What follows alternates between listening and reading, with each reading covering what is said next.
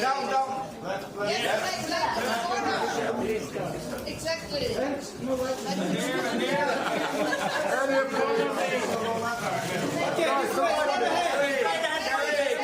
This way down, please here. This way. To the right. This way. And here. This way. Down. Here. Right, then we're going to take off the Berlinale for Carey and Adam. And one step forward. Yeah, one step forward. Yeah, please. This way. Down first. Carey. Down first. Carey, to the right.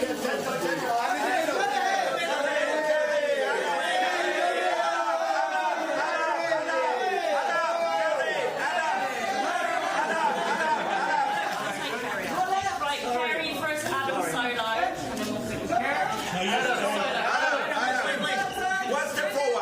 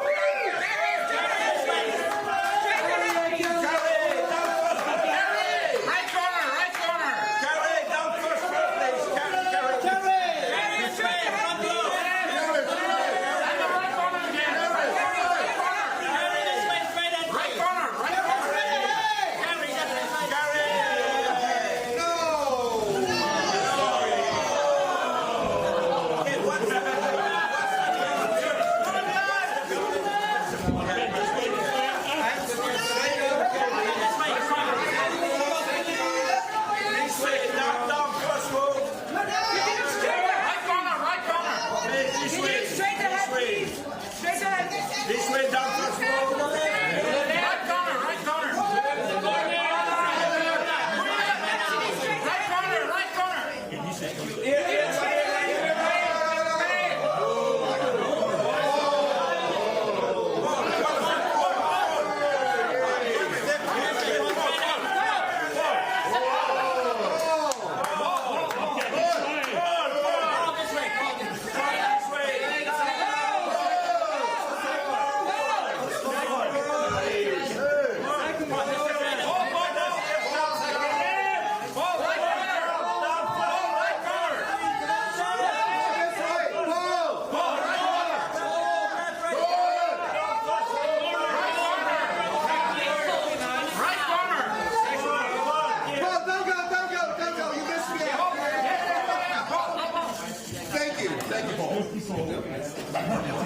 Amazing music.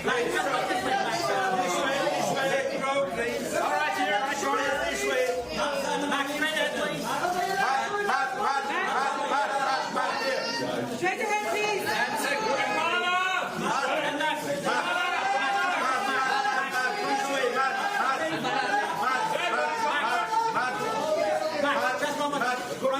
I'm sorry. And second row, please. And in the middle, please. Look in the middle, please. And second row, please. Come out now, you're free. Thank you.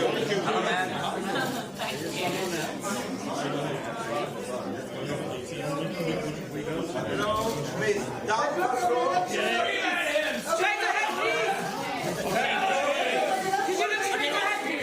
Could you please? Second row, very nice. Second row. Can you look straight ahead, please? This way, please. And the right corner. Perfect.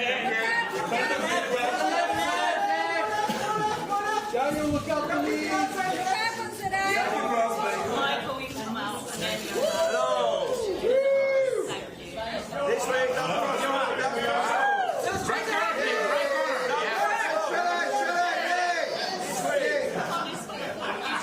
This way. Look out,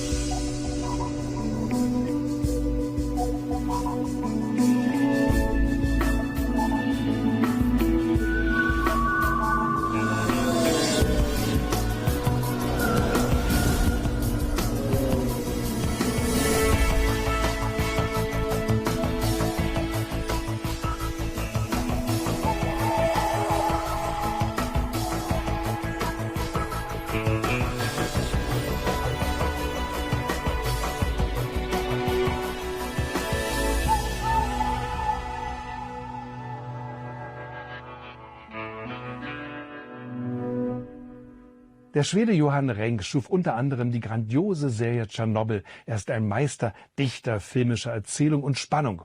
Im Berlinale Special Gala zeigt er den Film Spaceman und man darf sehr Eigenartiges erwarten. Der Astronaut Jakob ist seit 6 Monaten auf einer einsamen Weltraummission unterwegs am Rande des Sonnensystems und er hat Angst um seine Ehe.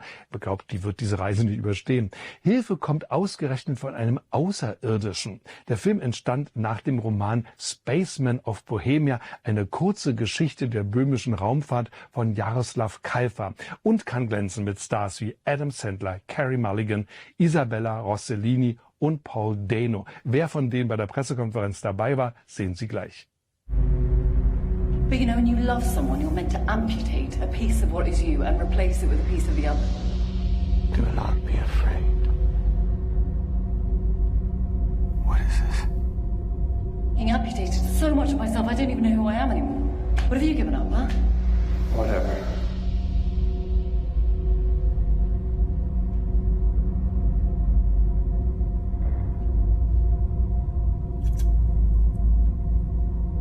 Are you doing this to me? You go where I go, and I go where you go, right, Spaceman? I wish to assist you in your emotional distress. It seems your mate is pulling away. Perhaps my presence can lessen your solitude. I don't need your help. But you do.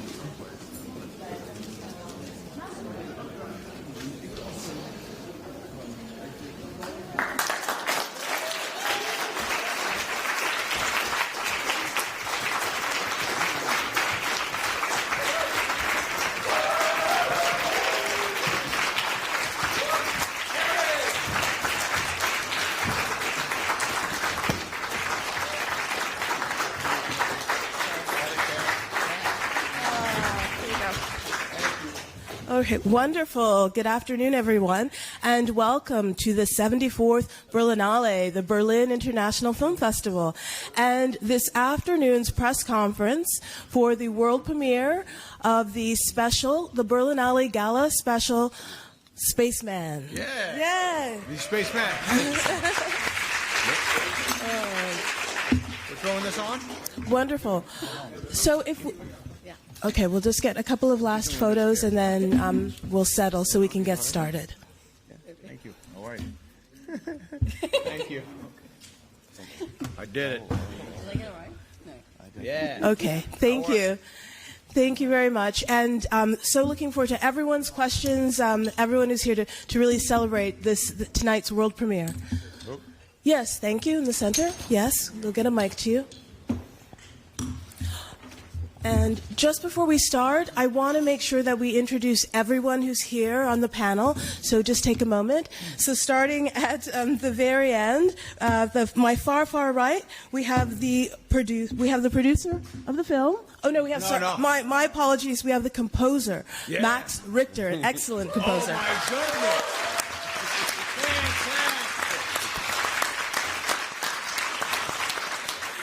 And now we have the producer of the film, Michael Peretz. Way to go, Michael. We have actor Kunal Nair. Yeah.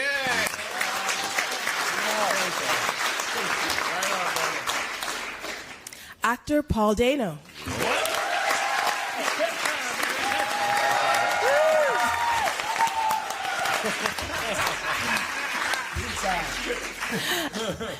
Actor Carey Mulligan.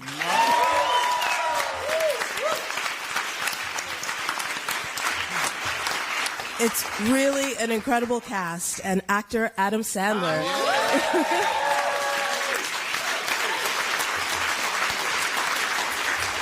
And the executive producer and director of this great film. We have Johan Renck.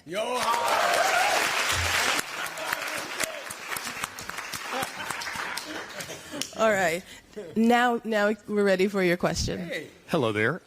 Scott Orland with Cinema and the Golden Globes. First of all, congratulations, everybody. Good to see you. Adam, I kind of want to start with you. This is an interesting acting exercise that an actor has to go through, and I wonder if you can talk about it on several fronts. Yeah. One is the wire work that you had to do. Yes. How empowering or disconcerting was it? And then the whole relationship with Hannes, it almost seemed very therapeutic in a sense. Yes. But how interesting was it or what did they utilize for you as an actor to work against? And how therapeutic was that experience? The wires were tough because my body's not the most flexible body. The wires hurt me. They dug into me. The stuntmen who would wire me up every day, I would say, "Ooh, that hurts," and they didn't believe me. And then, we did it. We did it as a team. Johan would say, "You don't look like you're floating. What are you doing?" And then I would say, "What should I do?" And then they'd wire Johan up, and he'd be like, more like this. But no, that was good. And then talking to Hanush, man, that was always a pleasure. We got deep together. I felt pain. He helped me try to get out of that pain. Thanks for that. Say that again. What did they use for you as like a point of reference?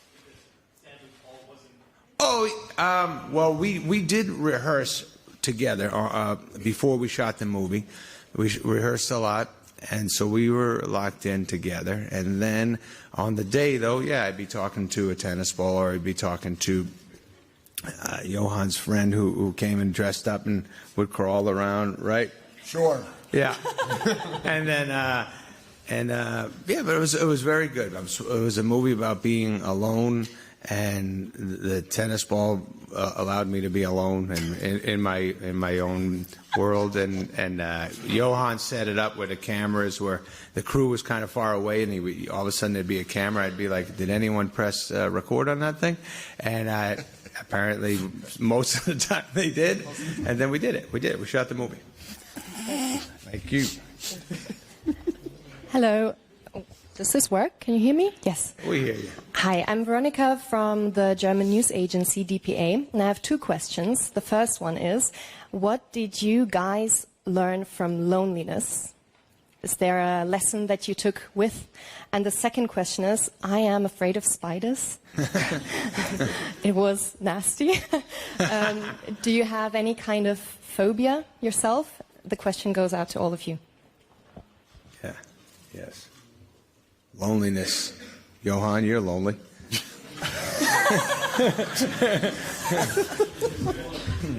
Yeah.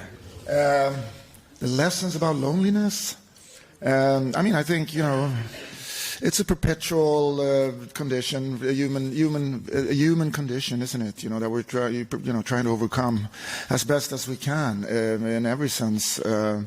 And I think, we were making this. We shot this movie in the tail end of the pandemic. Mm-hmm. Everybody was sort of locked in, and we were having these weird experiences and dreams at night about socializing and all of that. And that obviously extended into set. Like Adam said, we shot the whole film from cranes. So Adam was very much alone in set, and we had like big 70-foot cranes.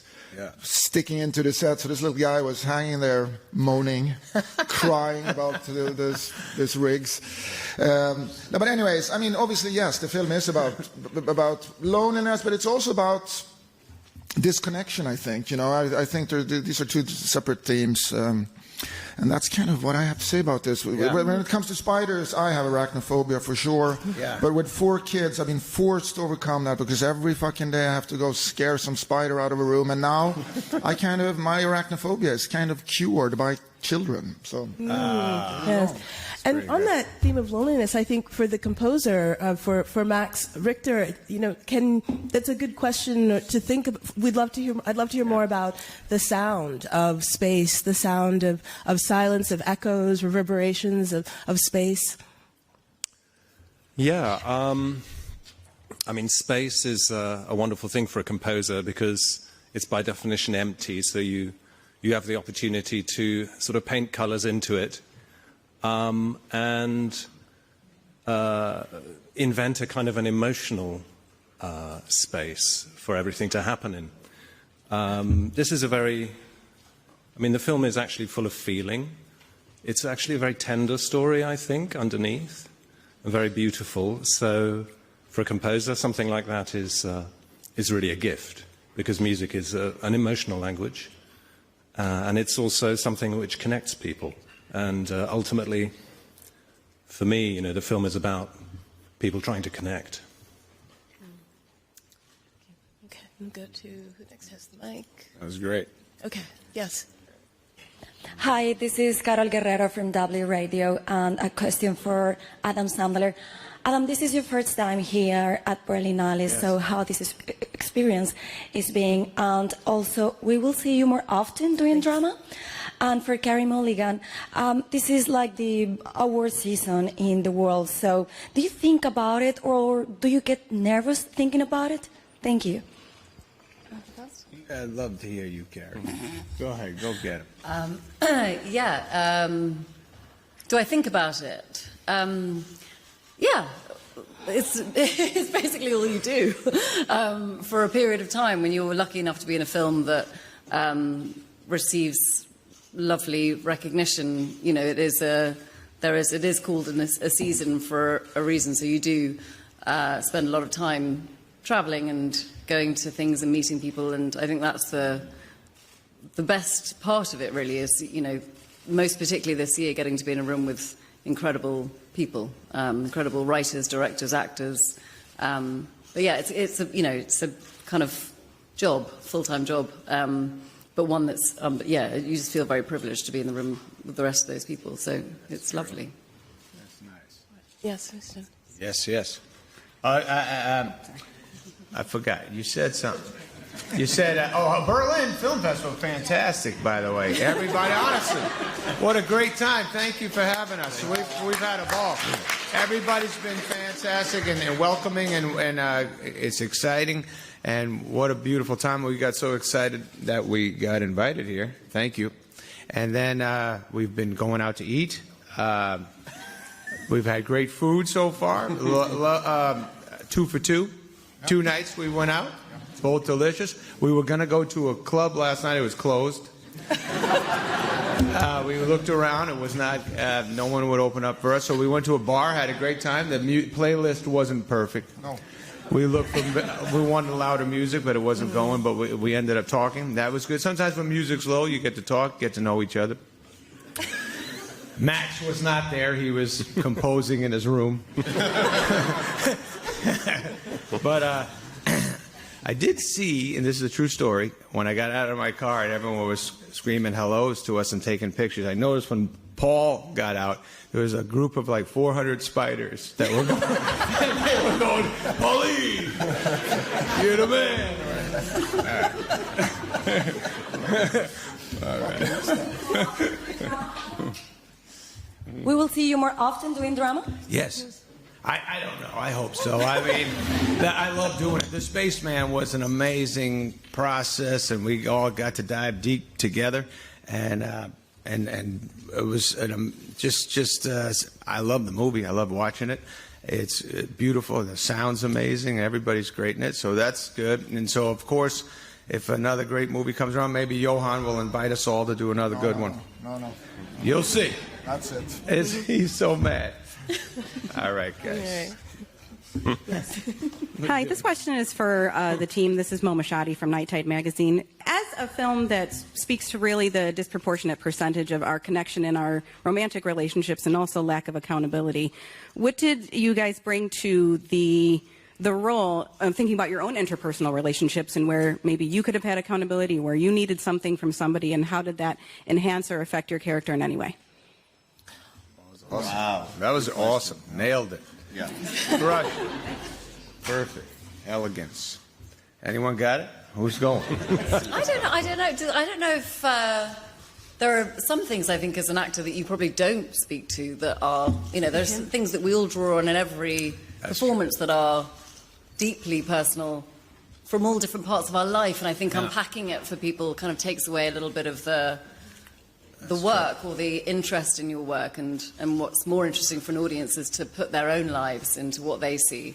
But I will say on the subject of isolation, I do think, bar Adam hanging on wires on his own, you did have stuntmen near you, and Johan of it. So they were so there. We had what's so beautiful about film, I think, and about all of the kind of different things that we make in plays, and is that there is like bedded in community into everything we do in the crew, right. And we had the most phenomenal crew.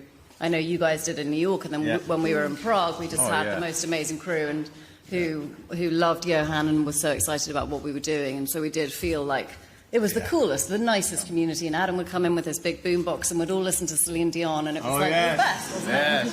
Yes. He didn't choose Celine Dion, but I chose Celine Dion, and he let me. I liked. You did. I love the Celine. Yeah. Okay. Yeah. Hi, it's a double question to Mr. Adam Sandler. I'm Rodrigo from Correio da Manhã. I'm from Brazil, where 51st Dates has been shown on television every single day since 2004. Really? So, yeah, every single day. Dubbed by Alexandre Moreno, the biggest dubber in Brazil. He plays your voice. That's nice. Yeah. My question to you is, 51st Dates is a movie about losing control of memory. Right after you did Click, a movie about losing control of time.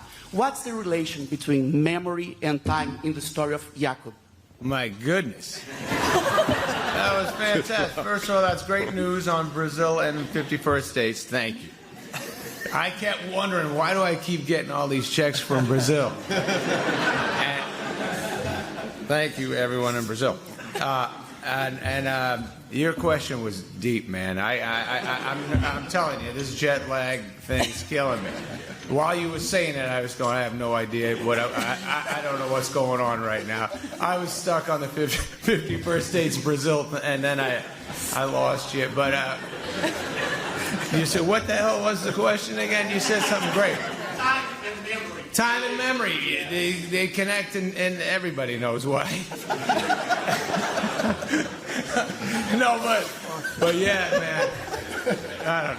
I don't know. Thank you. Oh, shit, we did.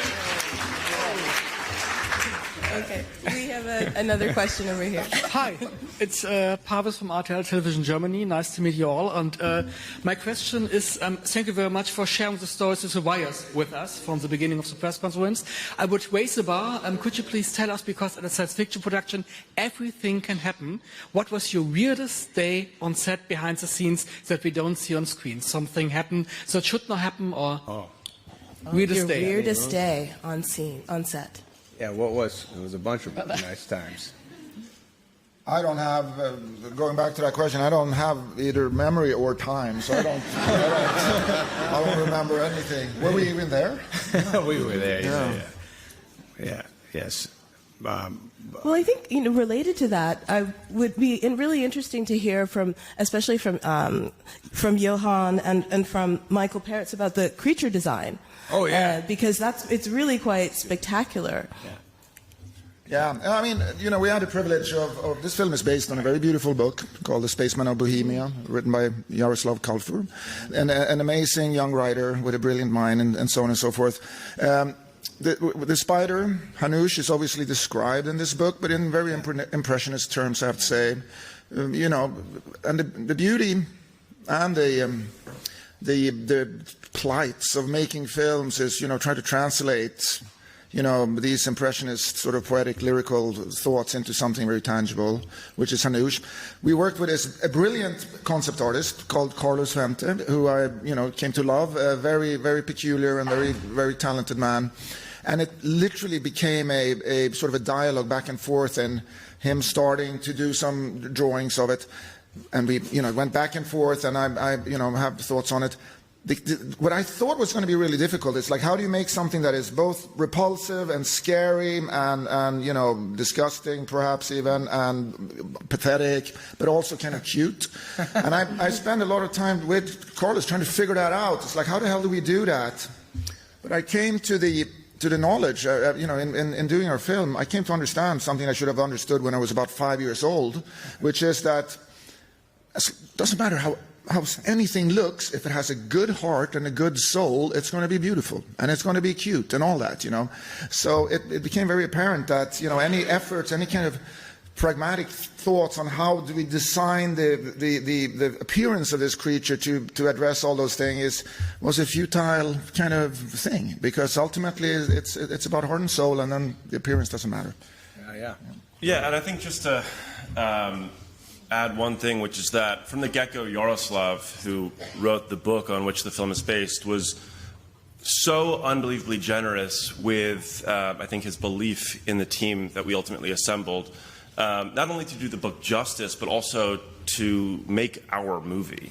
And so I think we were never bound by the restrictions of how the creature was described in the book, because it has this very different, very specific, very impressionist aesthetic. And I think it was really wonderful for us and for me, because I got to just we got to feel like we were doing right by him while also doing right by the film. And I think it's a rare thing for an author to be so generous with that sort of creative belief. More questions to Michael, man. That was solid. Go on. Yes, and to the voice of the creature, as we're talking about the creature, that the work to create the sound and the voice of this alien spider. Yeah, sure. I took Hanush at face value, meaning, if he's lived for thousands of years and traveled through galaxies and lost his civilization, what would that be like? And then to encounter, this essentially baby human who's, 40 or 50 years old, and want to learn about him on the way back to the beginning. So I think we started with Zoom rehearsals, feeling it out all together, and I think the thing that felt right was to really be a doula of some kind, or like a spirit guide. So I think that if you've accrued that much wisdom, it felt something sort of Zen-like and gentle, and that's what Adam needed too. I think Adam needs people to be gentle with him. Thank you. Yeah. Okay. Always there. Okay. Yes. 30 seconds, because we showed Lazar Christman from Derek Radio Bulgaria. Adam, you're a great actor, best actor 2025. I have this information from the Academy, but I don't know if it's true. Really amazing performance. And Paul, Carey, and Adam, what do you think about each other's performance in this movie? Because, for example, 5 more seconds. Adam, you have an emotional void and emptiness. And how did you cope with that? Because when a man is emotional, I had this really pain when I watched the movie. And for Paul and Carey, what do you think about this horror effect? But it's not like a horror, but it's dread. It's like dread throughout the movie. It's like a space odyssey for thriller. It's really, really devastatingly beautiful. But Okay. So, yeah. Maybe a question around genre. Their thoughts on the mixture of genre. Yes. And performance. Yeah, maybe we'll focus on the message. You can pick one. It's kind of a complex, but thank you. Yes. Thanks, man. Thank you for all the nice words. That was very cool. What do you think? Wait, was the question about Adam's performance? Was that originally what we wanted? Well, I can talk about your performance. I love Carey's performance. Just so, wow. Watching Carey work, amazing. There was this one scene when she was on the phone, right? That we watched Carey perform. I was in the back, saw her do it, and just in one take, she just broke everybody's heart and was so deep in there. She's just the next level of greatness. So it was amazing working with Carey, every scene we shot together. and Paul and I had we had a fantastic time zooming together, and then just when you watch the movie and the connection that we end up having, we're getting that in real life, and that feels good too. I'll say that I wish that I'd gotten to work even more with Adam, because I grew up in middle school. His comedy albums were so important to me, and that was a big part of me feeling really lucky to get to do this. What was to work with him, and I almost wish I'd gotten to do it more. But we had fun. Yes. And I agree with the kind gentleman over here that, you know, I don't know how he did it, but when I watch the film, I really think Adam's face and body, he's deeply embodied whatever this character is going through. And I think it's always cool to see an actor be able to do that, because you don't know how they did it, and sometimes I don't know if they do either.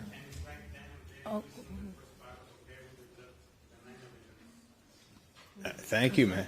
That's cool. Yeah, and for me, we had our time, you know, doing living our relationship, but I wasn't there to watch any of the stuff that Adam did, you know, in the spaceship. Everything that, you know, we lived our stuff. We shot all of our stuff in Prague together. The beginning to the end of our relationship, and it was the best fun and the easiest person to act with, because he's so truthful and beautiful and soulful. But what's arresting about him and the spaceship on his own is that it's like some part of his soul has been crushed, or he does look like half alive or half mad, and I don't know how he did that with his eyes and his face and his body, and he hates us saying nice things about him, but he's so phenomenal. I like it.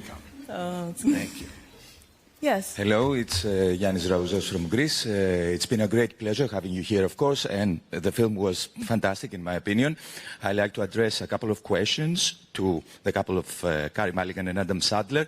How much this isolation, this alienation that they face as a couple needs the voice of something that is a great thing from outer something to reconnect them again. How much this voice in a psychoanalytical way works. And Mr. Diano, how did you work to project this voice both to yourself and the vision of the character and to the couple? How much at the end, how far we need to go to face ourselves at the end? I think, I don't know, shall I have a punt? Sure, please. I could tell you had an answer, though. No. Clearly didn't. I don't know if it's a voice to them or it's him. I think he's facing his, you know, the truth of how his. Your character tries to pull it out of me while I'm down on Earth the whole time. Yeah. But it's his. Sorry. It's a voice inside the relationships in the way that is affecting one of the key roles. Right. Mm-hmm. Well, to me, it's that you know, it's that thing you often think of. What would you think about on your deathbed? What are the things that really matter? What's the thing that gives you perspective, that draws you back into the important things in your life when you get? And I think that's what Hanus does in this interaction. It's like it's bringing him back to, you know, ambition you can throw away, success you can throw away, money you can throw away, but the love and connection and your family are, and if we could all have a little friendly spider tell us that, wouldn't that be wonderful? You know, to be able to just refocus us on the things that matter. And I think he does that for your character. Right. Yeah. And he basically telling me to stop running away. You know, your brain, you can allow yourself to keep throwing blocks up to reality and what's painful and what's you're going after, why it's so important to you to go after something that's over there when you have something right here that is beautiful and perfect, and you're just choosing to ignore diving into that. So that's what Hanush helps my character. I think what's cool about the movie Real Life, I'm on a journey. I'm up. And I have so much time alone. That's a good thing. In real life, I don't have that much time to be alone. I get like maybe 8 minutes tops, and then I have to do something. So being alone on a spaceship, I think I recommend that to a lot of people, to most of you, every one of you. Okay. The end. I'll just say, I think that,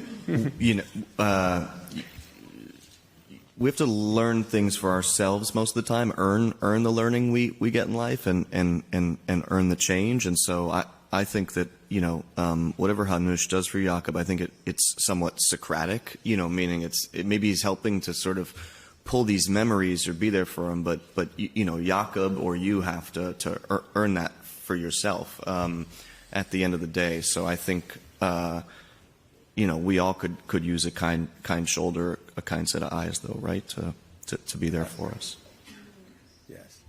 Yes, and I do want to ask a question in this of Canal Nair, because you're acting, yes, with... I thought I was going to dodge a question. Okay. with Adam Sandler, but you're not in the same physical space. So I would love to hear more if you could tell us a bit about that rehearsal process and having the backstory, building that backstory of your relationship.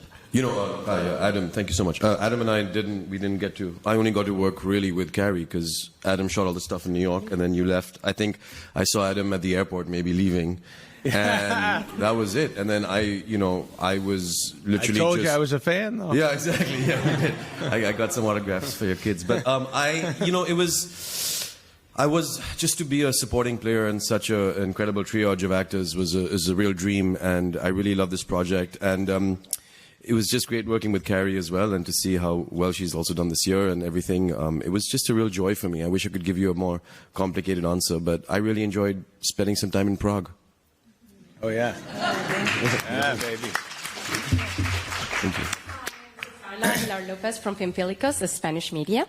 My question is, especially for the director, this film made me think a little bit of, it's Kafka-like, it's in Prague, it's the Metamorphosis. I wonder how much this reference was, you got inspired by it, and maybe you guys, all the characters were inspired by this reference, or any other reference you might had in mind. Thank you very much. Well, it is, this is a thematic, concept that is, not utterly uncommon in literature, so to speak. I think the Kafka of it all is definitely pertinent. But I don't think I work with inspiration in that sense at all. We have this film, this script, and it's all about what's lying in front of us and trying to understand what that is more than anything else. I do think that, the Kafka aspect of it on one hand, but for me it's really important that if we go down that road a little bit, is that Hanush exists. He's real. He's not a figment of imagination in any sense or form, because the minute he becomes that, the whole film becomes a folly, I think, So to me, there is a very sort of important moment in the film in which Hanush sneezes on Jakob's helmet, and there's like mucus on the visor, and he wipes it away and he looks at it, and the residue of that mucus is on that helmet for the rest of the film. And there's just no other way that cannot have been imagined, so to speak. It was important for me to have that as a signifier that Hanush is real. So the fever dreams or the hallucinations in the Kafkaesque world is kind of moot in that aspect, because Hanush is as old as the universe itself before he died, and he was there. So yeah. Yes. This is Mark Harapetian, founder and publisher of film magazine Spirit, A Smile in the Storm since his 16th living year. Adam, long time ago we met in Berlin with Kevin James for I Pronounce You, Chuck and Larry. Oh yeah. And I really love Spaceman, and for me, I think it's your best role. It's the role of your life. Thank you. So first I wanted to ask about loneliness, but many people ask it. So I just ask you, what's your all-time favorite science fiction film, and please give a reason for it. That's great. Thanks for that nice compliment. And yeah, right now the Spaceman is my favorite. Thank you. Thank you. I can watch Spaceman again and again. No, let's see. What is that old-time science fiction? Attack of the 50-Foot Woman. My father and I used to watch that together, so that has nice memories. But there's been so many great science fiction movies. I can't. I'm not great at picking one, but the 50-Foot Woman always felt good. Yeah. We have to close. Do you want to answer or respond to that question about any science fiction film influences as the director? Again, I choose to not be influenced by other movies at all. I don't think that's a good idea.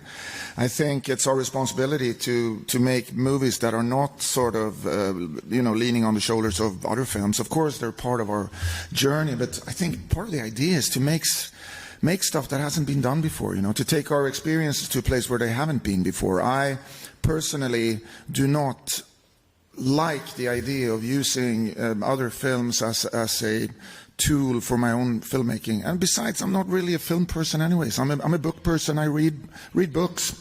And I think the imagery that I create in my head while reading a book is why I'm a filmmaker. I've always been really vivid about that, So to me, it's like there's a bunch of great films out there and great science fiction movies in all shapes or forms. But I tend to kind of put on, a blindfold and try to do a film in ways that only we can do together. Us, the process of us being together and inventing a language that is not sort of resting on an existing one, to be honest. Thank you. Well, thank you, Johan, for bringing this team together, taking us on this journey with the film, and bringing everyone here today. Congratulations. Thank you, Berlin. It's Berlin. a massive pleasure to be here, guys. Thank you so much. Thank you, Berlin. Thank you, everybody. Thank you. Bye, guys.